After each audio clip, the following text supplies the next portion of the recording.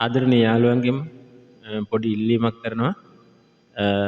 ඉතින් මේ සින්දුවක් අහන ගමන් පොඩි ෂෙයා පාරක් දාන්න, ලයික් එකක් දාලා, කමෙන්ට් එකකුත් දාගෙන යන්න අමතක කරන්න එපා. ආදරේ හැමෝටම. එහෙනම් අපි අහලා බලමු පුන්සිරි සොයිසා මහත්තයාගේ ලස්සන ආදරණීය ගීතයක්.